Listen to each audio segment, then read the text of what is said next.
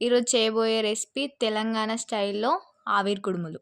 మా పెరట్లోకి వెళ్ళి చిక్కుడుకాయలు, అనపకాయలు, పచ్చిమిర్చి, ఎల్లాకు తీసుకున్నాను.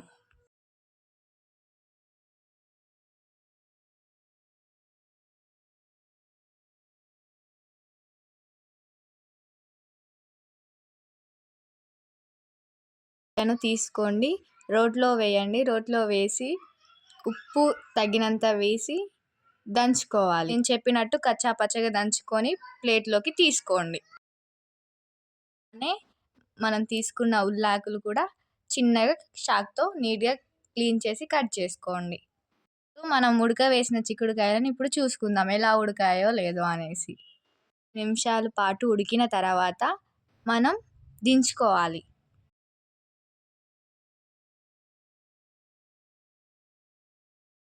వాసన పోయేంత వరకు ఉడికించుకోవాలి. కొత్తిమీర, ఉల్లాకు, జీలకర్ర, అలాగే మనం దించుకున్న చిక్కుడుకాయలు వేసుకోవాలి. బియ్యపిండి అనేది మరీ మెత్తగా, మరీ గడకగా కాకుండా చూసుకోండి. ఎందుకంటే కుడుములు చాలా టేస్టీగా వస్తాయి మధ్య రకంగా ఉంటే. మనం చపాతీ పిండి ఎలాగ కలుపుకుంటామో సేమ్ అలానే కలుపుకోవాలి. తర్వాత నేను చూపించినట్టుగా చిన్న చిన్న ముద్దలు చేసుకోండి.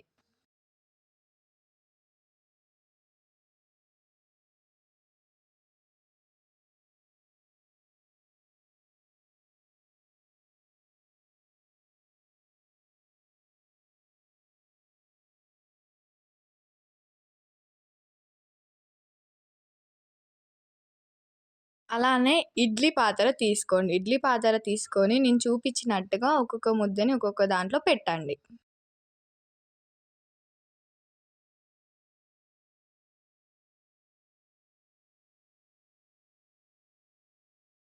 మీడియం ఫ్లేమ్‌లో 20-25 నిమిషాల పాటు ఉడికించుకోండి.